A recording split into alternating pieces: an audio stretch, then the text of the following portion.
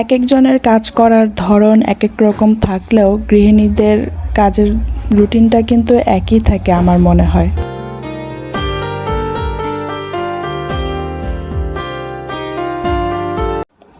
আসসালামু আলাইকুম, আমি সাদিয়া। লাইফস্টাইল অফ সাদিয়া চ্যানেলে আপনাদেরকে আরও একবার স্বাগত জানাই। কাছে এবং দূরে যে যেখান থেকে আমার ভিডিওটি দেখছেন, আশা করছি আল্লাহর রহমতে আপনারা সবাই ভালো আছেন। আমরাও আলহামদুলিল্লাহ ভালো আছি। আজ কিন্তু একদম সকাল থেকে ভিডিওটি শুরু করিনি। আমাদের সবার নাস্তা হয়ে গেছে, সাথে সকালের যে থালা বাসন ওগুলাও ধোয়া হয়ে গেছে। তারপর এই তো হালকা পাতলা কাজ করে নিচ্ছি, আর সাথে ভিডিও আকারে আপনাদের সাথে শেয়ার করছি। আশা করছি ভিডিওটি ভালো লাগবে। যদি ভালো লেগে থাকে তাহলে প্লিজ ভিডিওটিতে একটা লাইক দিতে ভুলবেন না। আর আপনার যদি এই ধরনের ভিডিও দেখতে আরও ভালো লাগে তাহলে আমার চ্যানেলটি সাবস্ক্রাইব করে নিতে পারেন।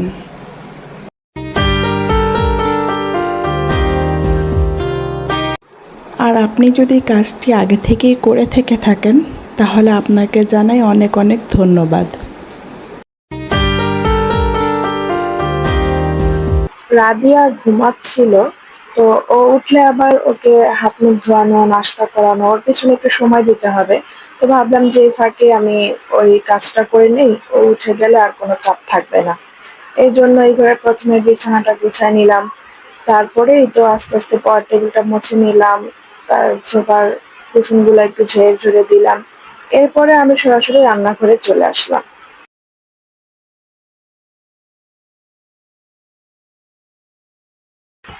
শাপলা আমাদের জাতীয় ফুল, কিন্তু এই শাপলা ফুলের ফুল বলেন আর শাপলা বলেন, খেতে কিন্তু আমার তো বেশ ভালোই লাগে। আর আমি তো মনে করি যে সবারই মোটামুটি ভালোই লাগে। তো আজকে একটু শাপলা কুটে নিচ্ছি, এটা ভাজি করব, এমনি শুধু ভাজি করব। শুরুতে যে কথাটা বলছিলাম সেটা হচ্ছে যে কাজ করার ধরনটা আলাদা, কিন্তু গৃহিণীদের কাজের রুটিনটা কিন্তু আমার মনে হয় একই। প্রতিদিন সেই ঘর গুছানো, রান্না করা, বাচ্চা থাকলে বাচ্চা সামলানো, খাওয়ানো। যারা বাইরে কাজ করে, চাকরি করে, তাদের হিসাব আলাদা, কিন্তু যারা ঘরে থাকে, ঘর সামলায়, বাচ্চা সামলায়, তাদের আমার মনে হয় একই রকম কাজ থাকে। ঘুরে ফিরে সেই ঘর গোছানো, সেই ঘরে থাকা, সেই রান্না করা। তো যাই হোক, এটা যারা ভালোবেসে করে তাদের কিন্তু খারাপ লাগে না বা বিরক্তিও আসে না। কথা বলতে বলতেই আমি কিন্তু সব কুটাকুটির কাজ শেষ করে নিয়েছি। আমার যা যা লাগবে রান্না করতে আজকে সবকিছু কুটে নিয়েছি। এর মাঝখানে আপনারা ছোট্ট দুইটা হাত দেখতে পেরেছেন। হ্যাঁ, ও উঠে গেছে অনেক আগেই। ওকে হচ্ছে আমি নাস্তা করাইছি। এরপর আমি একটু চা বানাইতে আসলাম। আসলে রাদিয়াও চায়ের মানে পোকা বলতে পারেন। তো ওকে ছাড়া আবার আমারও চা খেতে ভালো লাগে না। এই জন্য ওর জন্য অপেক্ষা করতেছিলাম। না হলে আমি এত দেরি করে চা খাই না। এখন দুজন একসাথে খাবো। খাওয়া দাওয়ার পর ওকে আমি একটু টিভি ছেড়ে দিছি, ও টিভিতে কার্টুন দেখতেছিল। আমি ভাবলাম যে এই ফাঁকে আমি রান্নাটা শেষ করি, না হয় ওকে নিয়ে পারা যায় না। আমি হচ্ছে সবসময় চেষ্টা করি আগে রান্নাটা শেষ করে রান্নাঘরটা একদম পুরোপুরি ক্লিন করে গুছিয়ে তারপর ঘরের যদি কোনো কাজ থাকে তারপর সেটা করতে। কারণ রান্নাটাই আমার মনে হয় সবচেয়ে বেশি সময় লাগে, প্লাস হচ্ছে রান্নাতে একটু ময়লাও বেশি হয় রান্নাঘরটা। তো ওটা যদি আগে শেষ করে পরিষ্কার করে নেওয়া যায়, তারপরে ঘরের আর টুকিটাকি পরিষ্কার বা টুকিটাকি কাজ থাকে, ওগুলো আর বেশি সময় লাগে না আমার যেটা মনে হয়।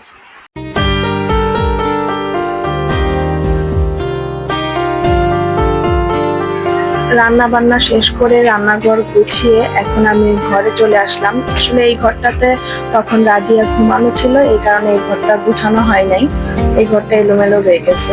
তো ভাবলাম যে এখন একবারে গুছায় তারপরে বাকি যা কাজ আছে সেগুলো করবো। প্রথমে বারান্দার থেকে কাপড় নিয়ে আসলাম, শুকনো কাপড়। ওগুলা ফার্স্টে ভাঁজ করে যার যার জায়গায় সেখানে রেখে দেব, এরপর বাকি ঘরটা গুছিয়ে নেব।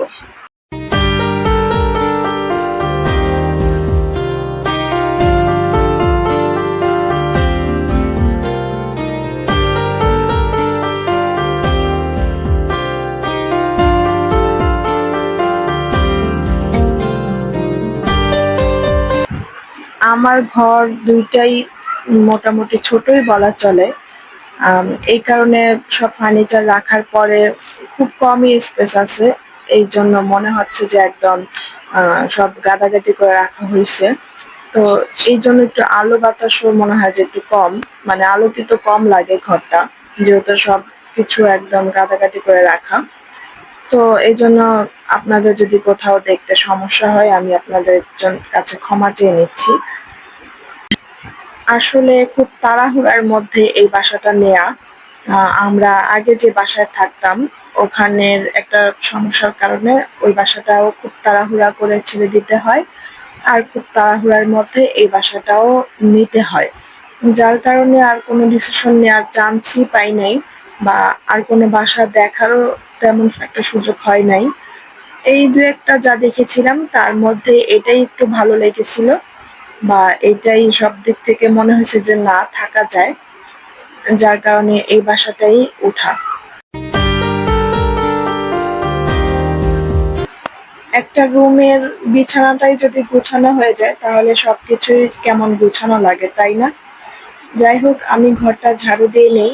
তো যখন আমি ডাইনিং স্পেসটা ঝাড়ু দিতে আসলাম তখন আমার মনে হলো যে না, হাতে যেহেতু সময় আছে একটু একটু কাজ আগায় রাখি। যেমন আমার এই শুর একটা বা শু ক্যাবিনেট যেটাই বলেন, ওই বাসা থেকে আনার পরে আমি আর এটা গোছানোর সময়ই পাই নাই। দুটা বাচ্চা নিয়ে অন্যান্য কাজ করে মানে এটা আর গোছানোর সময় হয়ে ওঠে নাই।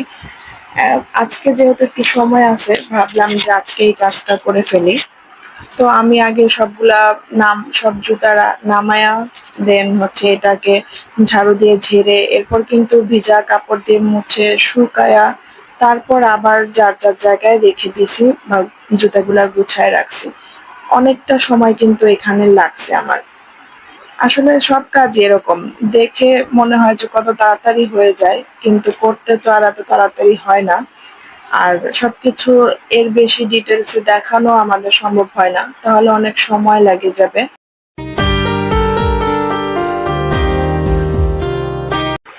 আরো কিছু গোছগাছের কাজ আছে যেগুলা এক একটা এক এক দিনে করবো আসলে ভাবতেছি, সব তো আর একদিনে সম্ভব না, আস্তে আস্তেই করতে হবে। এই তো, এরপর আমরা আসলে আমাদের যে একান্তই নিজেদের কাজ যেমন গোসল করা, নামাজ পড়া, খাওয়া দাওয়া করা ওগুলা সেরে নিছি, একটু রেস্টও নিয়ে নিছি। বিকেলের দিকে আমরা একটু আমরা মাখিয়ে খাই।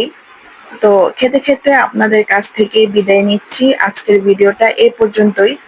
ভিডিওতে যদি কোনো ভুল ত্রুটি করে থাকি তাহলে আশা করছি আপনারা সবাই ক্ষমা সুন্দর দৃষ্টিতে দেখবেন, আর আমাদের পাশে থাকবেন, আমাদের জন্য দোয়া করবেন সব সময়। আসসালামু আলাইকুম।